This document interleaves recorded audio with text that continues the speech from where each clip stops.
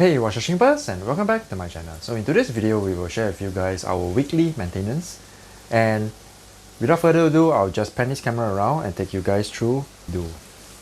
So as you can see over here, this is the the stream room, and the number one thing that we do is water change. So we have already completed our water change system, and this is where the discharge is. It goes through to the sink, and then after we discharge it, we will just top it up with RO 0 TDS water through the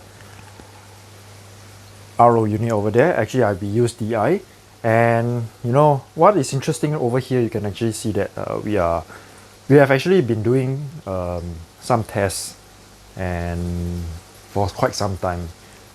So for example, right now we have this little basket over here.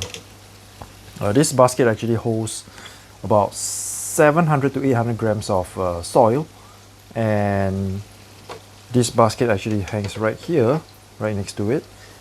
And actually we use this as a place where we can hang the mosses, so that it does not, so we can actually have a clear view from a stream perspective, so we can actually see that the front view is actually not blocked, and you can actually see the streams. And the reason for doing that is actually because we have been resetting tanks, and we are just thinking to ourselves, is there a way that we can optimize further, and what can we actually do? So over here you can actually see that maybe from the side you can actually see that the algae growth is already coming up. The algae growth is actually coming up, and this one over here is the same as well. You can actually see that the algae growth is actually coming up, which means that there are nitrates in the water column already.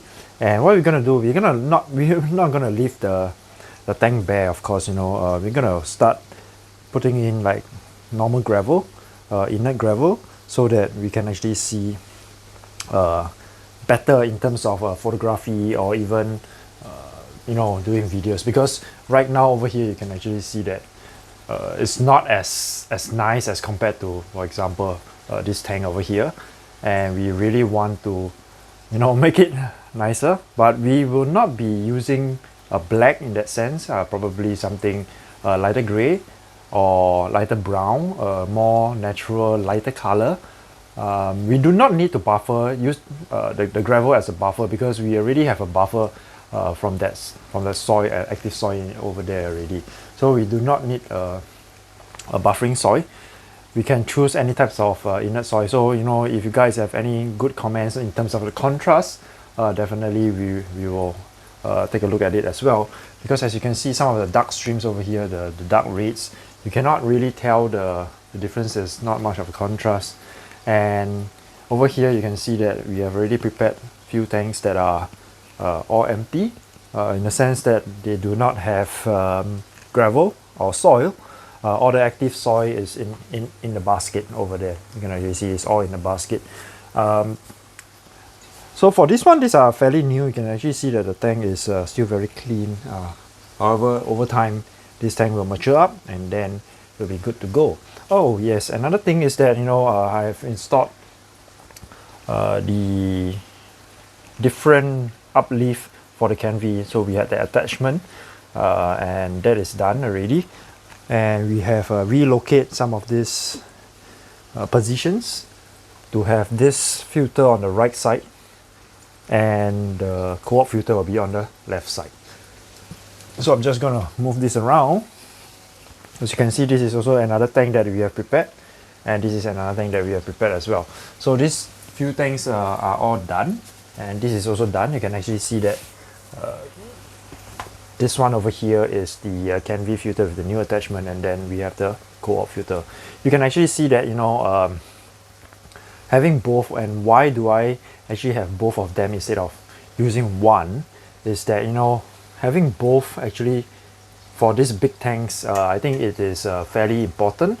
One of the reasons is that if in case one of them down, and there's another one as a backup. But however, for smaller tanks, we are going to shift all this to the aquarium co-op when it comes.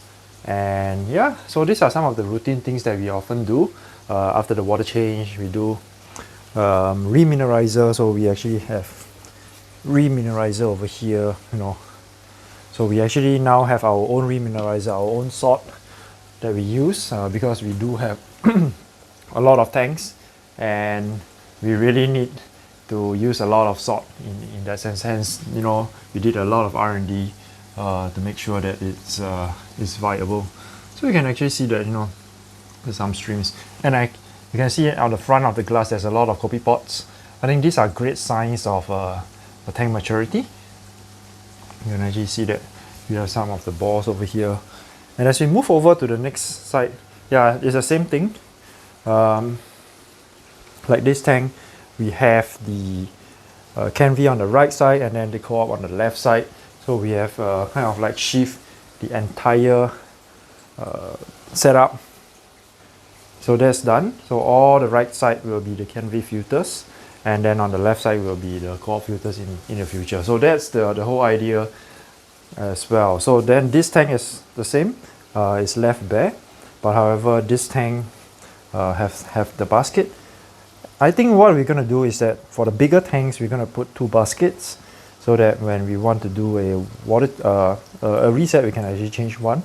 However, if let's say we're going to have a big pot inside, then having 1 basket, I think that will be sufficient. So of course, in terms of optimization, we'll probably be shifting some of the stuff over here and to make it better. But like for example this one, we're gonna move this away and have 1 canvy and then the other one with the aquarium co-op. And the reason why having both I think is a good idea is, number one, I think from a cost perspective, the co-op ones is more expensive. However, they are really good. They do not clog. In terms of trajectory of the flow, they are so much better. The attachment ones, as you can see, the attachment ones, the bubbles are still fairly large, while this one is finer. So in terms of trajectory of the flow, I will still lean towards the aquarium co-op filters. Yeah, so these are some of the things that we wash the filters and we do water change, and then we observe and we feed the streams. As you can see, most of the streams are actually being fed already. And another thing that we do is also doing selection. Like for example, right now there's a lot of babies on the Black Ninja. You can actually see that there's a lot of babies over here.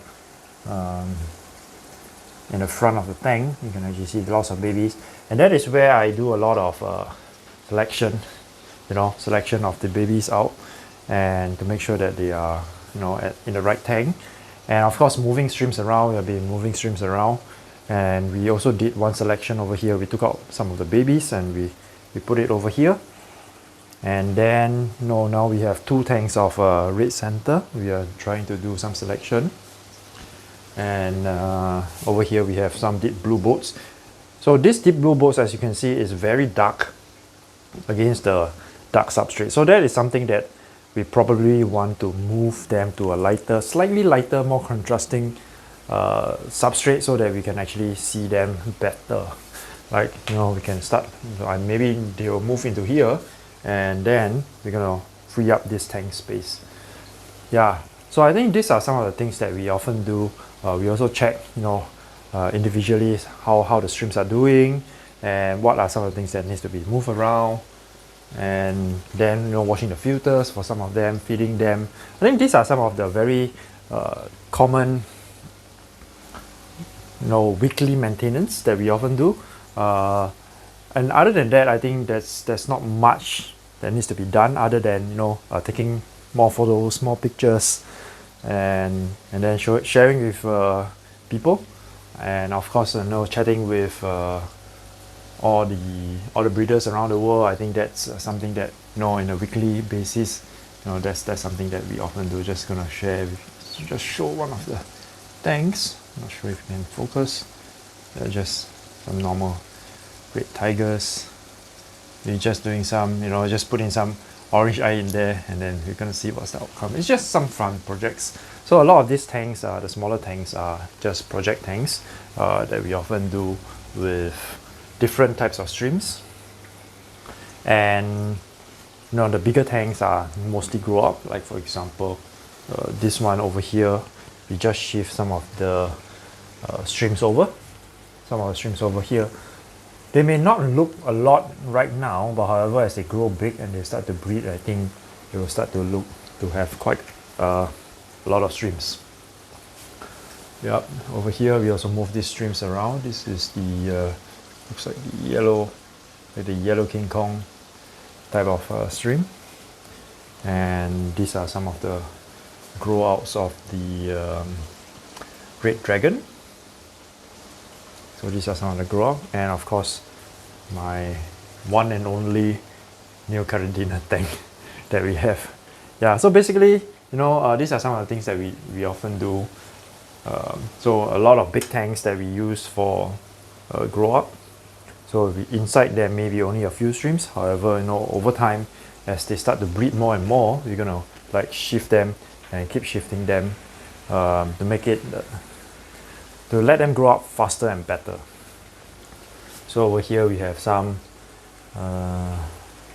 red devils. I think it's time to do some selection out there as well, because you can see some of them are showing the transparency on the streams. So those are the ones that we're gonna move them. And you can see there's quite a few modes over here, one over there. And this is the orange eye purple metallic. Yeah, so I think that's all this update on regular maintenance, what we do on a regular basis. Weekly we do the water change and things like that. So thank you guys for watching this video. For those who like this video, please remember to give a thumbs up, and for those who are new, please remember to subscribe. And until the next time, peace out.